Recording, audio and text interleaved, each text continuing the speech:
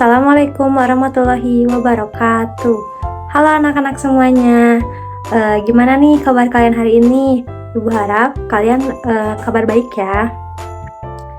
Hari ini sebelum memulai kegiatan belajar, angka baiknya kita berdoa terlebih dahulu. Berdoa sesuai agama dan kepercayaannya masing-masing. Berdoa dimulai. Sebelum memulai pelajaran, kita cek presensi terlebih dahulu ya. Hari ini siapa yang tidak masuk? Oke, sebelum masuk ke pembelajaran, kita mengulas kembali materi yang sebelumnya telah dijelaskan ya. Sebelumnya ada yang ingat gak sih materi apa yang telah kita pelajari?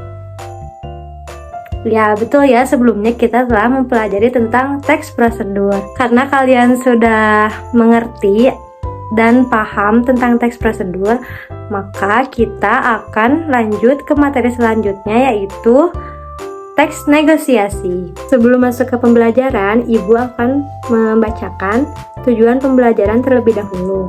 Yang pertama, peserta didik dapat menentukan bagian-bagian atau struktur teks negosiasi dengan tepat.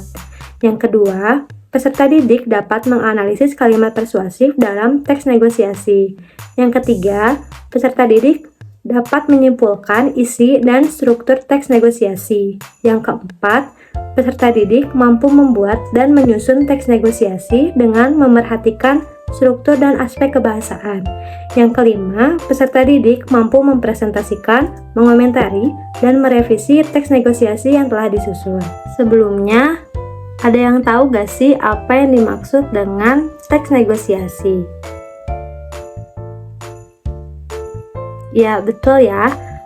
Teks negosiasi itu adalah teks yang memuat bentuk interaksi sosial dan berfungsi untuk mencari kesepakatan atau penyelesaian bersama. Nah, di dalam teks negosiasi terdapat ciri-cirinya. Yang pertama, menghasilkan kesepakatan. Yang kedua, menghasilkan keputusan yang saling menguntungkan. Yang ketiga, memprioritaskan kepentingan bersama. Yang keempat, mengarah pada tujuan praktis. Dan yang terakhir, sarana untuk mencari penyelesaian. Jadi, jika kalian menemukan teks yang tidak terdapat ciri-ciri yang telah Ibu sampaikan, maka itu bukan termasuk teks negosiasi. Selanjutnya, ada struktur teks negosiasi. Yang pertama, itu terdapat orientasi.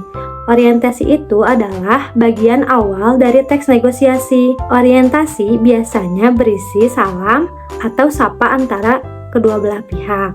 Yang kedua, ada pengajuan, yaitu berupa pihak pertama yang mengajukan penawaran untuk bernegosiasi. Pihak pertama juga mengajak pihak kedua untuk menanggapi negosiasi tersebut. Yang ketiga, terdapat penawaran. Pihak kedua dapat memberikan tawar-menawar kepada pihak pertama. Nah, di sini negosiasi mulai berjalan sebagaimana semestinya. Yang keempat, ada kesepakatan. Setelah proses tawar-menawar dilakukan, terdapat kesepakatan kedua belah pihak. Kesepakatan ini yang menentukan berhasil atau tidaknya proses negosiasi yang dilakukan. Yang terakhir, ada penutup, yaitu bagian yang menandakan kalau negosiasi telah disepakati dan berakhir. Penutup juga biasanya berisi ucapan terima kasih dan salam. Nah, di sini ada contoh teks negosiasi beserta strukturnya. Nah, yang pertama ada orientasi, yaitu penjual, silahkan Bu dibeli sayurnya, masih segar baru dipetik dari kebun. Yang kedua ada pembeli, kangkung harganya berapa Pak? Nah, itu tuh termasuk orientasi karena berupa pengenalan dari penjual kepada pembeli atau dari pihak pertama kepada pihak kedua. Nah, selanjutnya itu ada pengajuan. Penjual, murah Bu, 1 ikat harganya 7.000 saja. Pembelinya, saya mau beli 3 ikat jadi 17.000 boleh. Nah, di sini pembeli sudah mengajukan tawaran kepada penjual. Lalu masuk ke penawarannya, yaitu penjual, waduh belum dapat Bu, kalau segitu saya nggak dapat untungnya. Lalu kata pembeli, kalau 7.000 masih kemahalan Pak. Kata penjualnya, bisa kurang Bu, tapi jangan banyak-banyak, saya belum dapat untung dan sebagainya. Nah, itu masuk ke penawaran karena antara penjual dan pembeli, antara pihak pertama dan pihak kedua sudah mengajukan tawar-menawar. Selanjutnya ada kesepakatan, yaitu pembeli jadi boleh satu ikat 6.000. Terus kata penjualnya itu iya boleh. Di sini antara penjual dan pembeli itu bersepakat. Setelah itu baru ke penutup, yaitu pembeli mengucapkan terima kasih, lalu penjual juga mengucapkan terima kasih. Selanjutnya masuk ke kaidah kebahasaan atau aspek kebahasaan. Yang pertama itu berisi pasangan tuturan. Tuturan itu adalah sebuah kalimat yang diutarakan oleh seseorang untuk menyampaikan maksud maupun tujuan tertentu. Hal ini merupakan bentuk komunikasi secara lisan seseorang kepada mitra tutur pada kehidupan sehari-hari. Di dalam sebuah teks negosiasi, tuturan itu berupa dialog yang artinya dilakukan oleh dua orang maupun lebih. Nah, jadi pasangan tuturan ini berupa dialog dua orang atau lebih. Lalu yang kedua ada bahasa persuasif, yaitu bahasa yang digunakan untuk membujuk ataupun menarik perhatian. Yang ketiga ada kesantunan bahasa.